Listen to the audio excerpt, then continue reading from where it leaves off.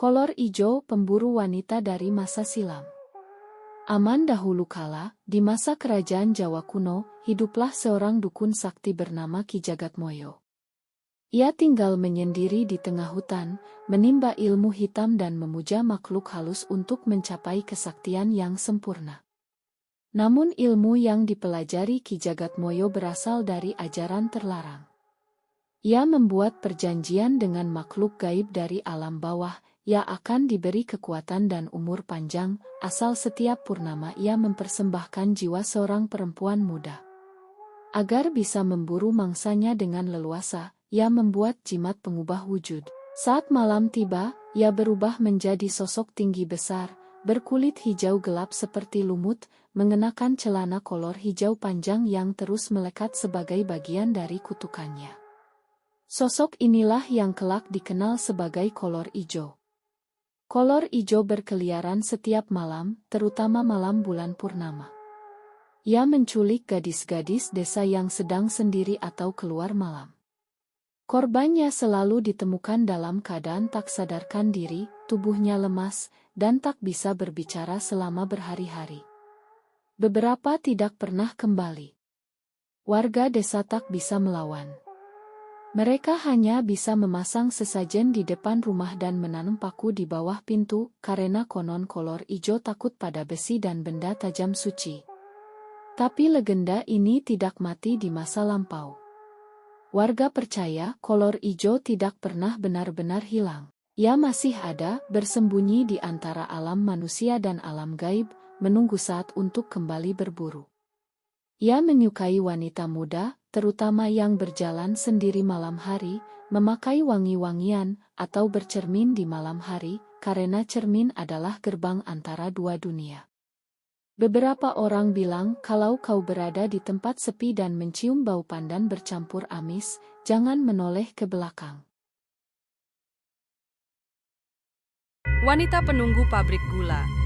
Di sebuah desa terpencil yang dikelilingi ladang tebu luas, berdiri sebuah pabrik gula tua peninggalan Belanda. Bangunan megah itu dulunya menjadi sumber nafkah bagi ratusan warga, termasuk seorang wanita muda bernama Rini. Ia dikenal sebagai pekerja keras dan jarang mengeluh, meski hidupnya dipenuhi kesulitan akibat suaminya yang suka berjudi dan meninggalkan banyak hutang. Ketika pabrik menghadapi krisis keuangan, manajemen memutuskan untuk melakukan pemutusan hubungan kerja secara massal. Rini termasuk dalam daftar. Tak ingin kehilangan pekerjaan, ia melakukan segala cara untuk mempertahankan posisinya. Ia rela bekerja tanpa bayaran, menyelesaikan tugas berat sendirian, bahkan membersihkan toilet pabrik. Namun, saat upaya itu tak membuahkan hasil, Rini mendekati Pak Haryo, manajer pabrik yang terkenal suka memanfaatkan wanita muda.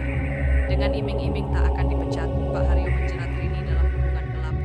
Rini, yang sudah putus asa, menyerahkan segalanya demi mempertahankan pekerjaannya.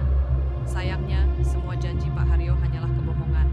Seminggu setelah hubungan itu terjadi, surat PHK tetap diterimanya. Hancur dan merasa terhina, Rini kehilangan arah. Malam itu, ia mengakhiri hidupnya dengan menggantung diri di gudang tua pabrik. Sejak malam kematiannya, banyak kejadian mistis mulai terjadi. Suara tangisan lirih sering terdengar dari dalam gudang. Mesin-mesin tua yang seharusnya mati mendadak menyala sendiri. Beberapa pekerja melihat sosok perempuan berambut panjang dengan mata kosong menatap tajam dari ujung ruangan. Yang paling menyeramkan, penampakan itu sering muncul setiap malam Jumat Kliwon atau saat ada pengumuman.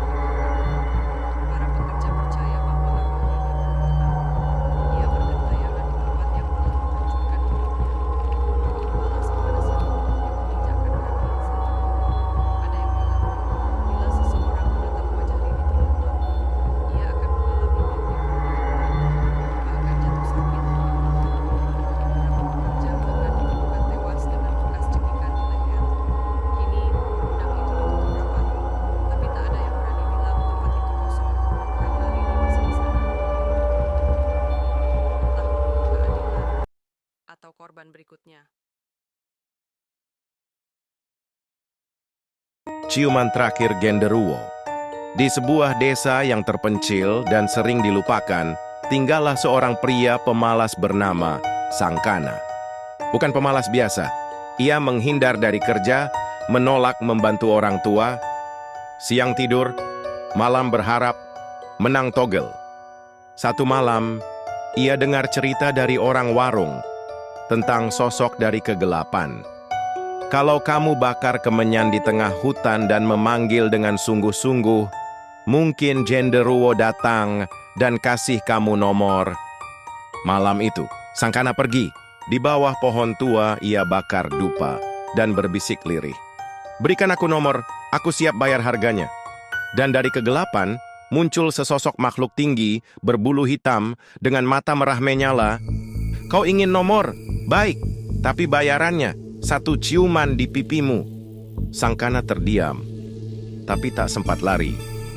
Lidah kasar menyentuh wajahnya, panas, dan berbau busuk menyerbak. Pagi harinya, ia bangun dengan pipi hitam seperti sebuah tanda. Tapi dia mendapati mimpi, tertulis angka samar 27. Ia pasang dengan yakin.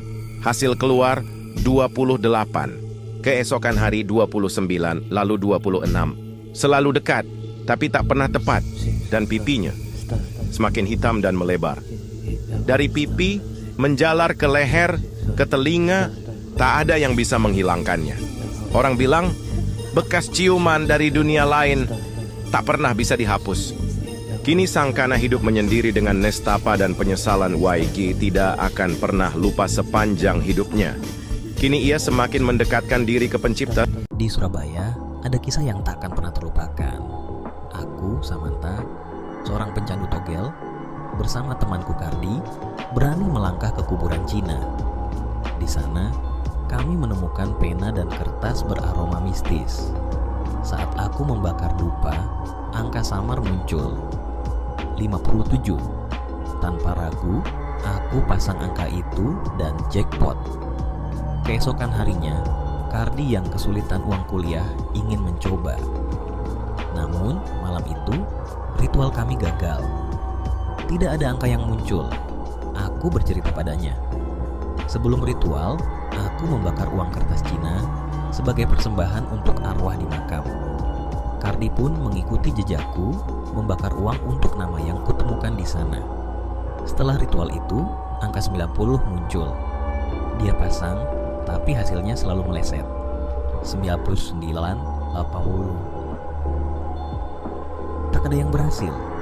Kardi akhirnya menyerah, kembali ke rutinitasnya di pabrik sepatu. Kini, aku sendiri bertanya-tanya, apakah mistis itu hanya ilusi atau ada kekuatan yang lebih besar di balik